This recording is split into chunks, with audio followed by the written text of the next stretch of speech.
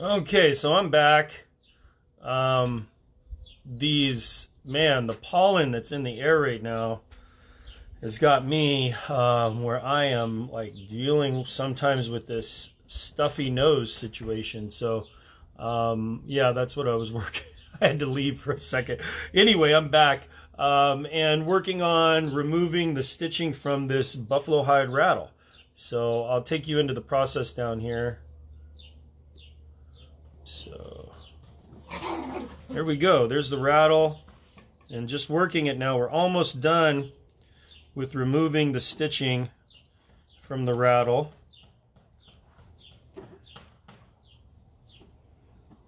And then we'll get going on starting the lacing. So, you know, this is what we're going to make once we get everything done. So this will be this part of the rattle. This is a really beautiful rattle, custom rattle, Trumming Sounds rattle. If you're interested in one of these, please direct message me. The inside of the rattle has sacred stones as well, as the outside has this beautiful fire agate, labradorite, malachite, and another lab right there, made from a deer shed. Very beautiful rattle. Inside is citrine, turquoise, river rock, rose quartz. What else is in the inside of it? Oh gosh, carnelian and rainbow tourmaline. All right, so back to the rattle at hand, as they say. So just working through this one here,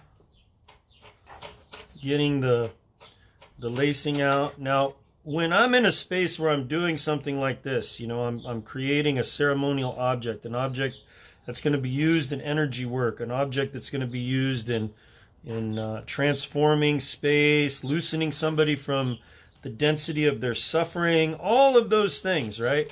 I want to stay in a good headspace. You know, I want to be in a space where I'm living up to the potential of the prayer, because this is a prayer right here. This is a prayer. I'm making a prayer, sewing together a prayer. So, you know, it's really a beautiful thing to be able to have an artistic expression and to be able to do things like this. I'm very fortunate that I kind of have these ways. So, okay, so now we're done. And as you can see, we have the two sides here. And I am going to take this lacing that's here that we removed, and I'm actually going to roll it up and set it to the side because it's still good lacing. It's just not going to work for this rattle. So let me show you how I generally measure this. So when I'm measuring the lacing for a rattle, what I usually do is I just go by basically shoulder length. So I'll pull the lacing like this, and then that's usually enough. But that's what I did for the last rattle, and because that hide is so thick, it didn't work. So I'm going to go ahead and put another length on there because I don't want to go through that again. You know, I don't want to have to take apart the rattle and then put it back together. So now I got this lacing here. Need to find something to, here we go. Cut the lacing. And now the needle. So the needles that I use these thicker needles. They're leatherwork needles. Generally get them over at the at a hobby craft store. I think I got these at Hobby Lobby, something like that, a while back. So I've been making rattles for, gosh, about, I don't even know how many years now. It's been a few years. I'm kind of known for making rattles, making drums. I do some jewelry too, but the rattles are definitely kind of my signature. So there's this one too that's for sale as well. If you're looking for a ceremonial rattle, this one has got some beautiful inlay in it. The round circles, the elementals here, the air, the water, the fire, the earth, It's got beautiful piece of rainbow obsidian, a beautiful piece of amber right here, Chiapas, Mexico, a turquoise, and this one is actually a labradorite, really brilliant labradorite. If you see the sun, the way it's shining against those stones, gorgeous piece with a buffalo hide, and I believe this is a whitetail shed. Gorgeous rattle. Okay, so back to sewing your rattle. So now I have the cord wrapped around, and what I've done here is I've twisted it. If you notice that I've twisted it like this, and what that does is it just makes this, the other end, which is down here, it kind of connects it to the string. So sometimes you want to go like that, and that'll kind of attach it as well. So now I'm going to start sewing. And wow, this hide is drying so quickly because the air is so dry right now. So I'm going to go ahead and show you the sewing process here of how we're going to do the sewing. So here's the rattle. I think you can see that pretty good. Uh-oh. I don't know if I lost you there. Okay. So now we start with this. We're going to go through, pull that, and then see how I have this little tail here. Well, that's going to be the end. And now I'm going to go back through the same hole with the needle. And then, see, as this loop comes around, I'm going to actually put the needle through the loop. And that'll create kind of a knot. And that's how I begin the first stitch. So this is the very first stitch on the end of the rattle. And now you want to be consistent. So if you're going to go over, you're going to stay over for the entire pattern, all the way around every hole. But I generally like to go under. And I'm not sure why I like to go under, but that's just the way that I've done it. And so you can do it over. I've done workshops where I have facilitated people making their own ceremonial rattle. And I also have rattle making kits. If you're interested in having me send you a rattle making kit, please just direct message me and I can send you a rattle making kit with an antler handle to your home and actually be with you as you go through the process of making your own rattle. So one of the things that I like to do when I'm doing the sewing is check back in. So I'll flip it over, make sure that I got into the right hole, and then just start sewing. So this is the first side of stitching. You do want to pull that to make sure it's taut, each one of the holes that you stitch. So, and I work pretty fast when it comes to doing the sewing, and that's usually in our family. Monica does sew, but generally when there's a sewing project, she'll give it to me, and I'll be the person that sews. So I think that sewing is very, it's just a great way of connecting to the meditation of the process. So as we're going through here, you know, what are the things that you want to meditate on? Well, you want to meditate on connection. You know, each one of these holes is an opportunity for you to remember a relationship. You know, what relationship are you bringing into this experience right now? Your relationship to Creator, your relationship to the animal people. You know, we've made an agreement to give this animal a voice, and we need to respect that agreement by being really mindful of what the animal has given to us already. You know, the animal has given its life back to the earth. It's given its soul back to the earth, its energy back to the earth. You know, whether you agree that animals have souls, you know, that's a different conversation, right? It's not one for Rattle Making 101. So sometimes you're going to run into a situation like this. So there's a situation here, situation that we're having. And what's happening is as I'm trying to push the needle through, it's not lining up with the hole. So I need to find the hole. And how am I going to do that? Well, just sometimes you just need to go and kind of work your way through it and then pull that around, and you're going to find the hole, and it'll make it a lot easier for you than if you just try to blindly poke at it. So All right, I'm getting there now, and we're gonna go all the way around the rattle, and once we get to the other side, I'll show you how we'll begin to go back around. And it's amazing how much the weather affects these natural materials. You know, the hide that I'm using, the buffalo hide that I'm using, is already drying out. And that's because the air is very dry right now. And that's when you work with these materials, you have to be mindful of that, especially if you're working with a drum. Like, let's say you're making a drum and the hide is beginning to dry. What are you going to do? Well, generally what we do is we'll wet a towel, and we'll use a towel to dry, or to keep the hide wet.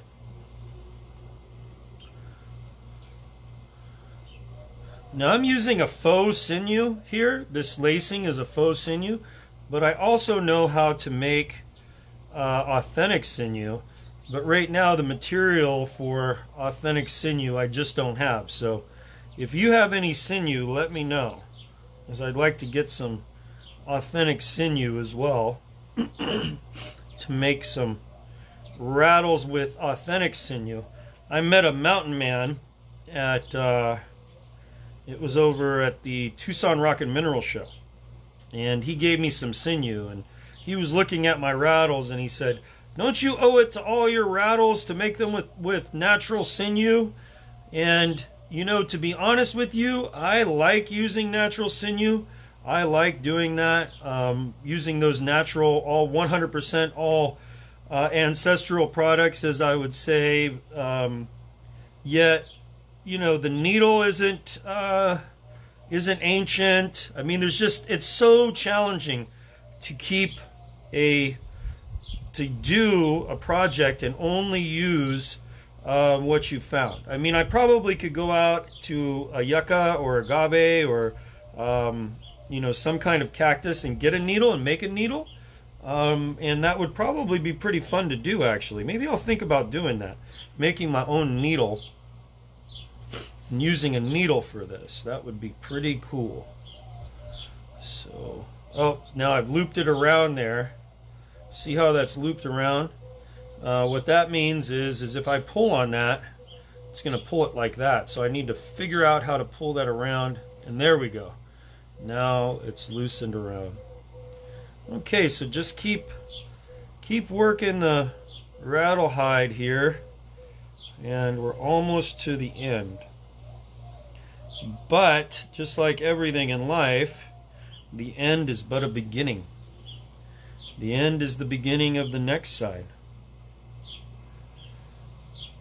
I don't know if any of you ever listened to The Doors, but that reminds me of the Doors song, right? This is the end, my only friend, the end. What a time we're living in right now. I know there's so many people that are comprehending the end of days, right? And I feel like in the indigenous teachings that I've been so blessed to listen to, it's all about the circle. That the circle is a representation of the eternal presence, right? The eternal presence of consciousness. Is consciousness going to inhabit a human being always? We don't know. That's a mystery. But there will always be a vessel of consciousness. Uh-oh. What happened here? It looks like we missed... Oh, no! Look at that. I missed that hole right there. Do you see it? Crap. Oh, this is heartbreaking. Heartbreak Hotel. You know what that means? I got to go back. All right, I need to burn some medicine here. I'm not talking about ganja. Ha! Talking about some sage. Man, I just was, you know, I said at the beginning of this project, I said, go back, make sure that you're in the holes. And what happened? Ego. Ego stepped in, friends. That's what happened. Started thinking I had it all together. And then what does the work show? It shows you that you don't. Okay, so in order to go back, I think what I'm going to do is I'm going to take the needle out, because the needle is going to be a challenge. if I unlace this. And it is way back there. I'm almost thinking I might go from here. Will that work? I think it might. Let's try doing that first. So I'm going to try to unless it here. Man, this rattle has really had some troubles. Man, it's like it just doesn't want me to make it for some reason. This must be going to somebody special. Must be going to somebody who really is going to appreciate this rattle. Steve, what's it say? I have a shed antler that I would like you to make into a rattle. Is that possible? Yes, it is, Steve. Why don't you direct message me and show me that picture of that shed, and we will make that happen for you. You will have to, of course, get it to me here, but I definitely could make that. And I could also do some inlay if you have some stones that you would like to put in there. Maybe you have some personal stones that you feel would work for you, something that you need in your life, some medicine that you need, or we can make that happen too. All right, so now I'm going back to the incident. The incident is right here. You see it.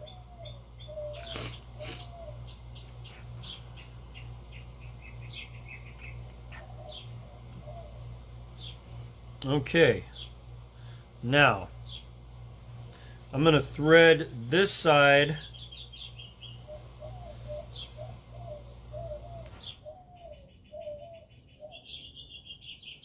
let me see.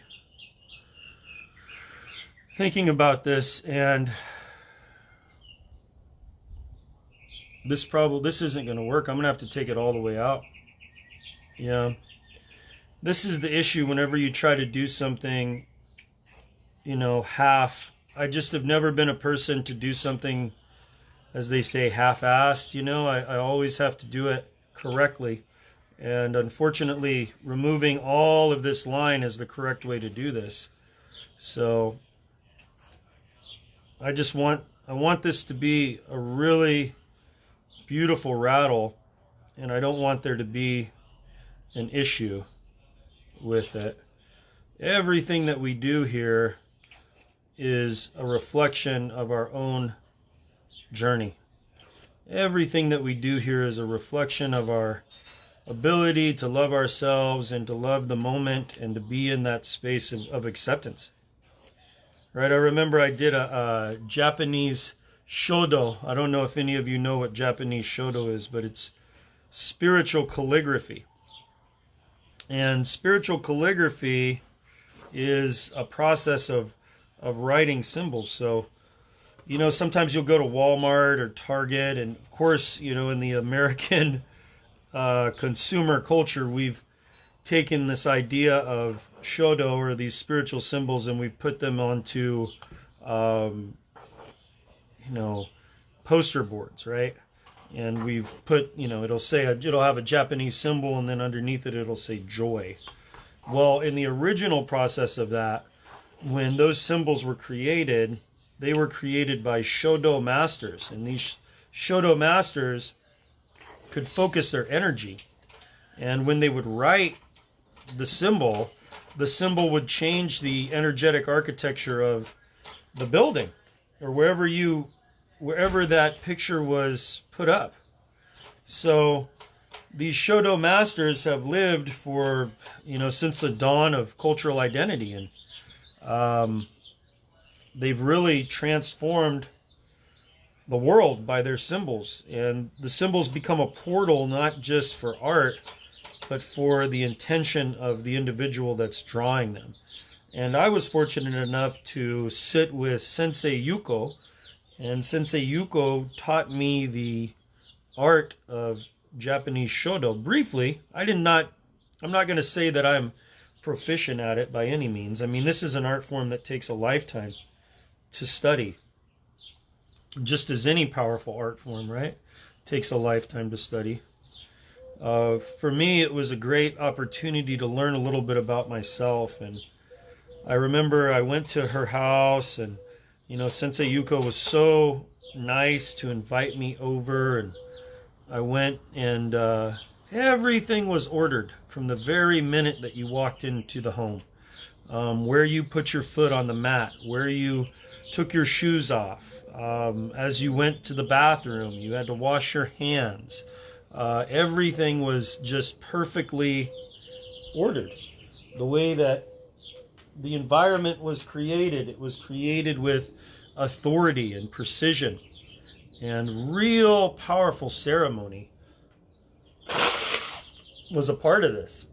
So the process that I was allowed to witness of Shodo and how it manifested through Sensei Yuko was one that was so beautiful. It was so beautiful, and it taught me something about Shodo, the art of Japanese calligraphy, but it also, more importantly, taught me something about myself.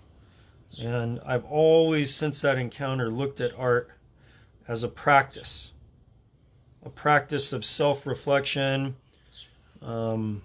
spiritual practice, a meditative practice, and a journey.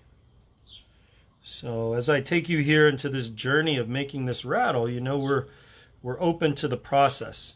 We're open to the process of whatever comes from this. You know, the guru is the rattle, right? We're the student of the rattle. And the sermon is the stitching. The stitching is the sermon.